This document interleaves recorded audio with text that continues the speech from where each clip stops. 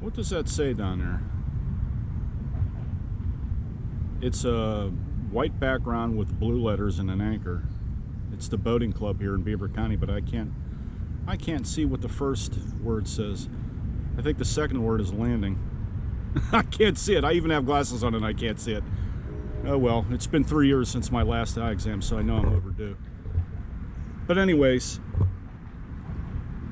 good morning, guys. It's a Saturday morning here in Beaver County, and I just want to tell you about a couple of things before this series really takes off.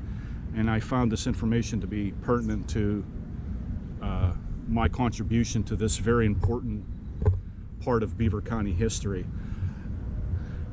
The eve of World War I was it presented a lot of disconcernment for Beaver County. We're not a world power. I don't know if a lot of you know that, but prior to World War I, the United States of America was not a world power. It's a world power after World War I, but it's not a world power before World War I.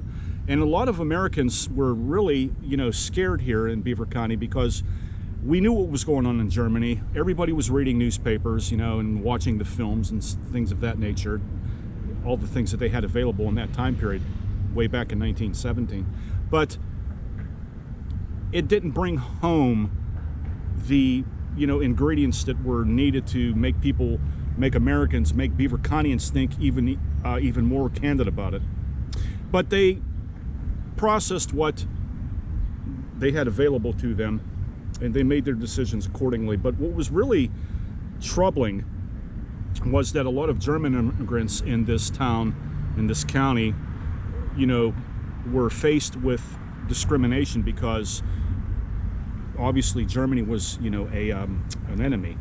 So that created a lot of, tension between fellow Beaver Countyans who were maybe of Italian descent or, Ukrainian descent or Serbian descent or even Irish or whatever, pick one, it doesn't matter. So it presented a lot of troubles. A lot of people were reluctant here in this town and this county to go to a war of such magnitude over in Europe. It just was an unheard of process. People had difficulty wrapping their heads around what could possibly, lie in wait in Europe. And they had every reason to think that that was a bad thing, because it was a bad thing. There were people dying over there, and people knew, and, Beaver Countyans knew that. They were not, ignorant of that.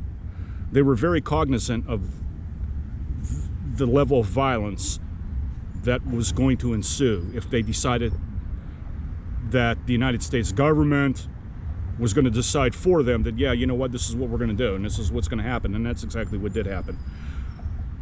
And that was pretty much the general consensus of everybody here in Beaver County. Not all, but pretty much was like, maybe we should not go there. But of course, fate had a different plan written. But not everybody thought that.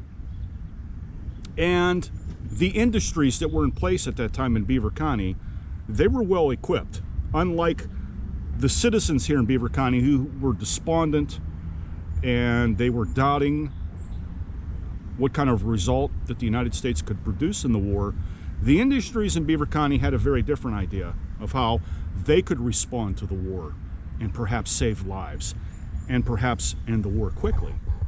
But before 1917, let me give you a list of things that contributed eventually to the cause of World War I here in Beaver County, Pennsylvania.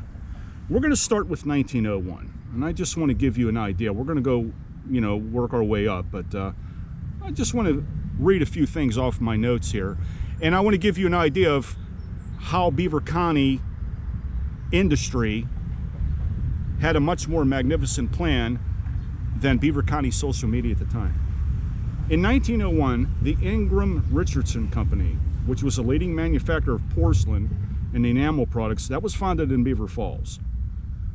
June 5th, 1901, and many of you probably know this because you probably had grandparents who worked there, Colonial Steel was building a plant in Kelowna, which is now a part of present-day Monaca. You remember Colonial Steel? My father used to tell me about a bar that was called the Colonial Inn. That's where all the Colonial Steel people used to, drink beer. My father worked for Colonial Steel for a while. And of course, June 28th, 1902, The H.C. Fry glass company was founded in Rochester by Henry Fry, who became a world-renowned leader in glass. We all know how valuable Henry Fry glass is. If you don't know, you should go on eBay and type in H.C. Fry glass and see for yourself. 1902 also was the acknowledgement of Armstrong Industries, which was opened in Beaver Falls to produce clay-bonded cork products. 1903, this is a huge one. American Bridge Company was started in Ambridge. We all know what American Bridge did, didn't we? Think of the famous buildings that we have here in Beaver County. Or not in Beaver County, but even throughout the nation.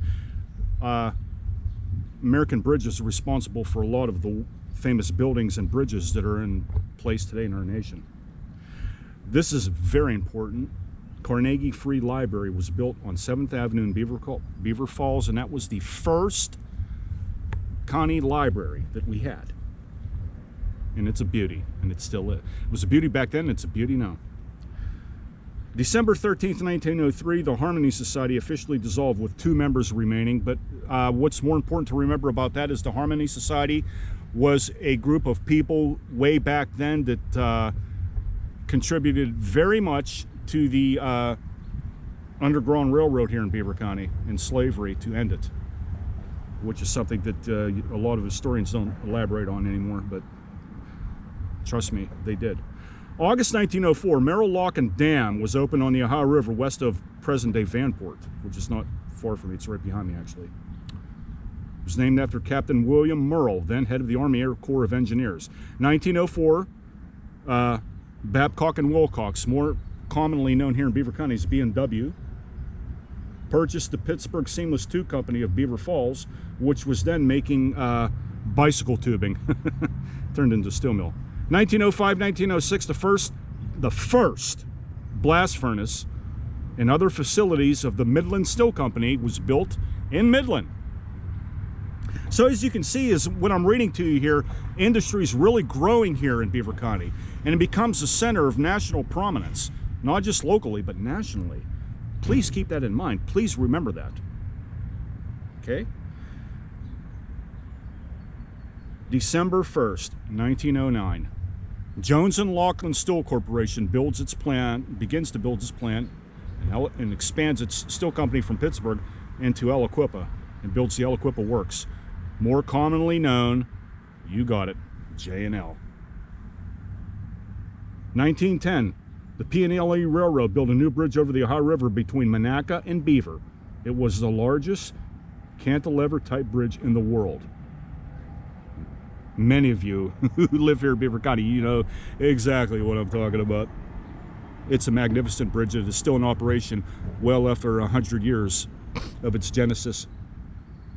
April 29, 1911, the first porcelain enamel kitchen range in the United States was produced at Ingram Richardson Manufacturing in Beaver Falls. Can you believe that? How many people actually know that piece of information and how prominent that is in our society now in the history of the United States? 1914, Moultrie Steel Corporation produces fine quality cold finished steel, founded in Beaver Falls. 1916, Beaver Falls native Thomas Midgley created terethol lead gasoline to reduce engine knock and save gasoline. How many of you know that? Then sadly we end with a note. April 6, 1917, the United States enters World War I. So what I've given you is, I've given you a list, you know, of how important these industries, when they're established, and how important they're going to be to the contribution of the war.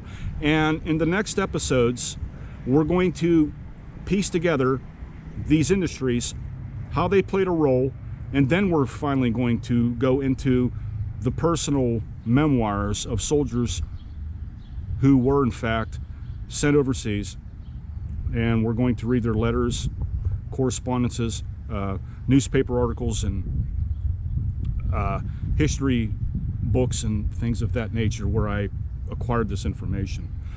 So I hope you will stay with me. I hope you find this enlightening, but more important, I hope you certainly find it educational. And I am going to see you in the next video. Have a safe Saturday and weekend, guys. I'll see you soon. I hope you enjoyed this.